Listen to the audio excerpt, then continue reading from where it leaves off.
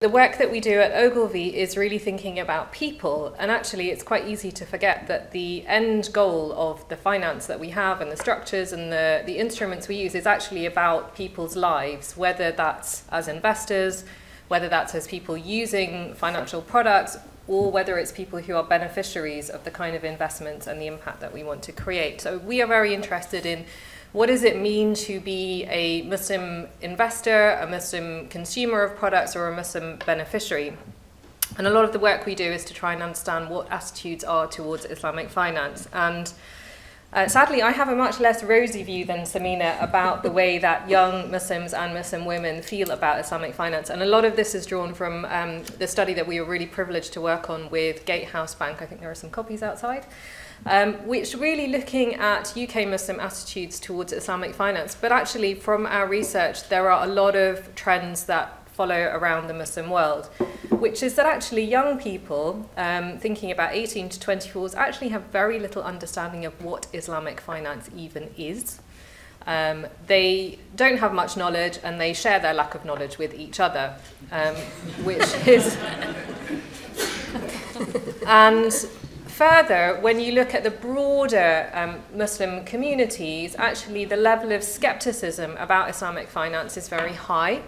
The level of engagement is much lower than we would expect. Less than half of Muslim communities in the UK have actually ever used Islamic finance, which means that if we expect Islamic finance to have a broader impact outside of the Muslim communities, then actually if we can't even persuade Muslims to buy Islamic finance products or to use them or to advocate for them, then we're in really big trouble about the wider ethical implications of the industry that we have. And within that, there's also some really interesting data around how Muslim women know, learn, engage with Islamic finance. And the simple answer, and this is very broad brush, is they don't really know very much. They don't seem to talk about it very much, and they don't really engage with it very much either. And again, thinking about that kind of heart that Muslim women have, thinking about finance, for example, Muslim women are anecdotally said to contribute more to charities and to mosques than the wider community. The question would be, why? How do we encourage a shift in perspective around these questions? And really simple things like, why do we have almost no Muslim influencers that talk about finance? If you kind of scroll through your social media feeds, there's loads around fashion and beauty and a bit of comedy here and there, and you're going to get some Islamic dawah stuff, but we don't have people talking about finance and trying to contextualize that within the Islamic ethical framework. Who are these people? Where do we find them? How do we get to talk about those questions? And within this broader community framework, we heard a little bit from my predecessors around people who are investing, whether that's just a very wealthy person or a corporation or an institution or a sovereign wealth fund.